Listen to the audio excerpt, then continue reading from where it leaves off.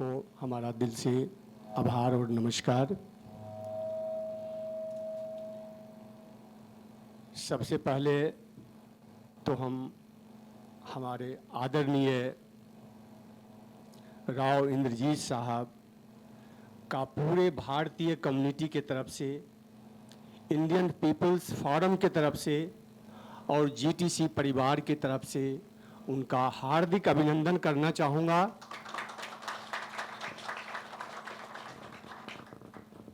राव साहब के साथ जो मेरा रिश्ता है एक बहुत ही पुराना रिश्ता है। 2005 से जब ये भारत सरकार में विदेश राज्य मंत्री थे तो तब से उनका आशीर्वाद और प्यार हमें मिलता रहा है। और रिलेशन और रिश्ते का मैं समझता हूँ परिभाषा ही यही है कि जीवन में चाहे जितना मर्जी आंधी और तूफान आ जाए, चाहे जितना मर्जी उतार और चढ़ाव जीवन में आए, लेकिन वो व्यक्ति हमेशा हिमालय की तरह उस रिश्ते के साथ खड़ा रहे तो वही सही मायने में रिश्ता होता है।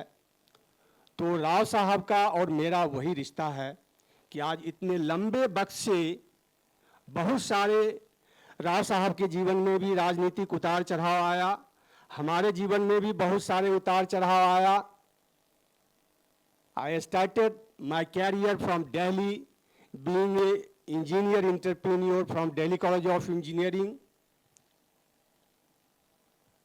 हमेशा जीवन में एक सपना था कि मैं किसी के सामने नौकरी के लिए हाथ नहीं फैलाऊं, मैं किसी को अगर नौकरी दे पाऊं तो ये मेरी जीवन की सार्थकता होगी। और इस सोच और विजन के साथ ये विजन कैसे पूरा होगा ये तो मुझे नहीं पता था, क्योंकि जेब में दाने नहीं थे। दादाजी हमारे एक स्वतंत्रता सेनानी थे, लेकिन उनकी जज्बात, उनका वो जोश, समस्याओं से जूझने का वो हिम्मत और मनोबल वो जरूर हमारे पास था, उनका संस्कार हमारे पास था। और उस संस्कार का, उस जज्बात का, उस प्यार का, उस आशीर्वाद का आज ये फल है कि एक किसान का बेटा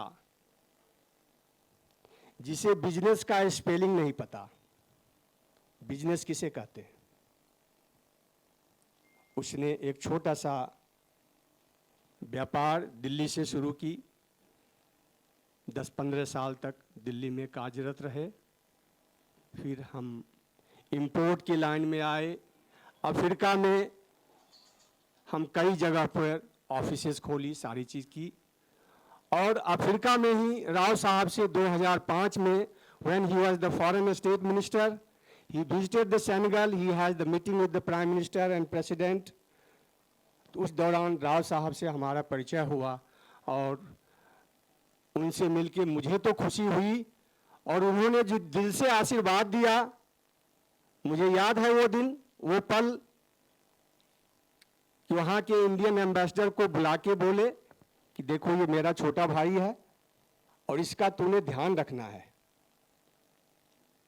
और इनका आशीर्वाद और इनका प्यार कि हर 6 महीने में हम एक नए कंट्री में ऑफिस खोलते थे।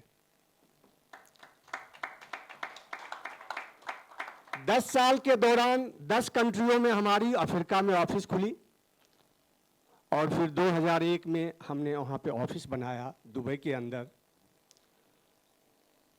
और आज जीटीसी ग्रुप 22 कंट्रीज में उसका प्रेजेंस है, and specially in the metal recycling, in the aluminum alloy, GTC group is a number 1 in the whole Middle East।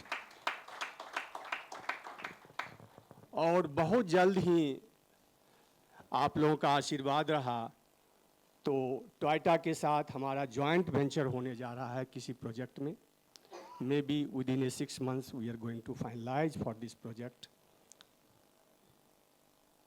Rao साहब का ये बाकी आशीर्वाद है, मैं इनका बहुत ही आभारी हूँ कि हमेशा इन्होंने हमें इनकरेज किया, इन्होंने अपना दिल से आशीर्वाद दिया हमें, और जब कभी भी मुझे कोई परेशानी महसूस हुई तो बेहिचक एक बड़े भाई के रूप में मैंने इनको देखा और हमेशा इन्होंने हमें सहयोग किया।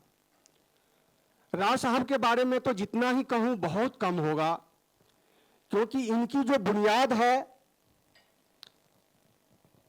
वो बहुत ही मजबूत बुनियाद है।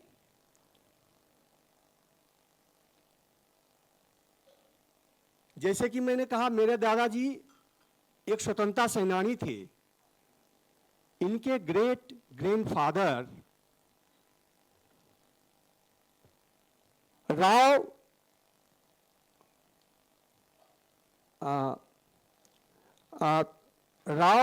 तुलाराम जी, जिनका आप देखेंगे दिल्ली के अंदर, न्यू दिल्ली के अंदर कई सारे रोड्स भी उनके नाम पे बना हुआ है, वो इनके ग्रेट ग्रैंडफादर थे। और उन्होंने 1857 में जब आजादी की लड़ाई हुई तो उनके नेतृत्व में एक बहुत बड़ी संघर्ष अंग्रेजों के अगेंस्ट में उन्होंने आवाज उठाई और बहुत बड़ा संघर्ष हुआ, जिसमें 500 लोग मारे गए। और मजे की बात है कि अंग्रेजों के जो कर्नल लेवल के, मेजर लेवल के ऑफिसर्स थे वो भी मारे गए। और एक बहुत बड़ी भारत के अंदर उस वर्ष आजादी की लड़ाई में एक बहुत बड़ी ये शुरुआत मानी जाती है। तो राव साहब उस परिवार को बिलोंग करते हैं। इनके पिताजी स्वर्गीय Rao Virendra Singh ji ex chief minister Haryana के रहे और कई सारे सीनियर पोजीशन पे रहे, मंत्री के रूप में। और राव साहब का राजनीतिक कैरियर 1977 में इन्होंने शुरू किया, राज्य के मंत्री बने। उसके बाद 2012 में मैं समझता हूं कि सबसे पहले सांसद बने। और आज लगातार 2014 में कांग्रेस के साथ इनका थोड़ा सा मतभेद हुआ, क्योंकि मैं जब से इनको जानता हूं एक सिद्धांतवादी लोग हैं और इन्होंने कभी अपने सिद्धांत के सामने अपनी कुर्सी की परवाह नहीं की। 1 मिनट के अंदर इन्होंने कांग्रेस छोड़ी।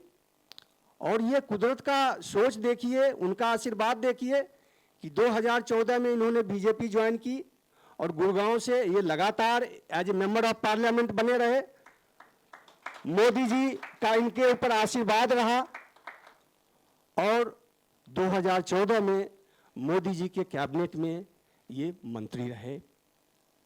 और हमेशा से इनको एक जिम्मेदारी की मंत्रालय दी गई, planning, culture, urban development, defence, foreign affairs में रहे। ऑलमोस्ट जितने भी भारत सरकार के प्रमुख मंत्रालय हैं उस मंत्रालय में इन्होंने अपना सेवा, अपना योगदान दिया। और जो भी मंत्रालय इनको दिया गया बाखूबी उसमें अपना इन्होंने रिकॉर्ड बनाया। मुझे याद है when he was the state defence minister, जितने भी ऑर्डिनेंस फैक्ट्री था इनके अंदर था और इन्होंने इतने बड़े काम किए ऑर्डिनेंस फैक्ट्री के अंदर और जगह कि आज भी राव साहब को लोग याद करते हैं, वहाँ के ऑफिसर इनको याद करते हैं कि आज तक मैंने ऐसा मंत्री नहीं देखा।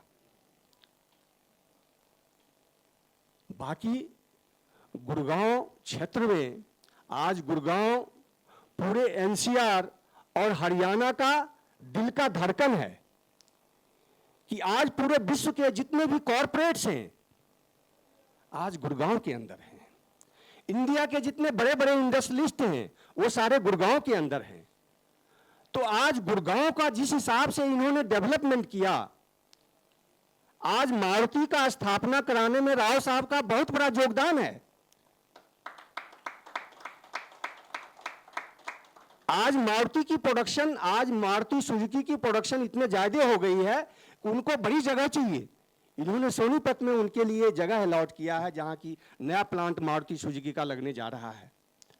और विकास के नाम पे तो इन्होंने इतना काम किया कि अगर मैं गिनाने लगूं तो लंबी लिस्ट है, घंटों लग जाएगा। इन्होंने कितना काम किया है।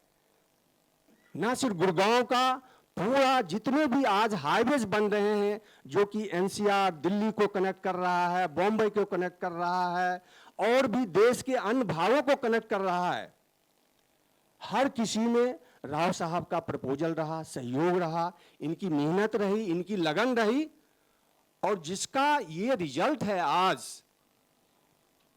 कि गुड़गांव को जब हम देखते हैं तो ये लगता है कि ये कोई यूरोपियन सिटी है, जिस हिसाब से उसका multi storey buildings, roads, infrastructures का डेवलपमेंट हुआ है। तो मैं राव साहब का अपने पूरे जीटीसी परिवार की तरफ से, आईपीएफ परिवार की तरफ से, पूरे इंडियन कम्युनिटी की तरफ से इस बात के लिए मैं आभारी हूं कि बहुत वर्षों के बाद, रिक्वेस्ट करने के बाद, इनकी व्यस्तता मुझे पता है, हमेशा कई बार तो लास्ट मोमेंट पे टिकट होने के बाद लास्ट मोमेंट पे प्रोग्राम कैंसिल हो गया, और इस बार ये आए। यहाँ पे भी उनका बहुत ही ज़्यादा व्यस्त कार्यक्रम है, लेकिन उस व्यस्त कार्यक्रम में से उन्होंने हम कम्युनिटी के लिए उन्होंने वक्त निकाला। उन्होंने कहा नहीं, मैं इंडियन कम्युनिटी से ज़रूर मिलूंगा, चाहे आधे घंटे के लिए मिलूं। आज भी इनका 6 बजे कहीं कार्यक्रम है, तो इसलिए समय की सीमा को देखते हुए मैं ज़्यादा वक्त नहीं लेना चाहूँगा। मैं चाहूँगा कि मैं अपने वाणी को विराम दूं, और एक बार दोबारा मैं राव साहब को पूरे इंडियन कम्युनिटी के तरफ से, आईपीएफ की तरफ से, जीटीसी ग्रुप के तरफ से आभार प्रकट करता हूं। धन्यवाद। Thank you. Thank you.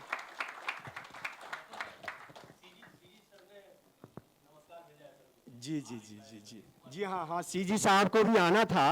Actually Chirag Paswan ji आए हुए थे, तो उसमें सीजी साहब भी मेरे साथ थे, तो उन्होंने प्रॉमिस किया। उन्होंने कहा अरे राव साहब तो हमारे बॉस हैं, कभी टाइम होता था उनसे मिलने के लिए हमें लाइन में खड़ा होना पड़ता था, और वो यहाँ आए हुए हैं तो हम तो ज़रूर उनका दर्शन करने आएंगे।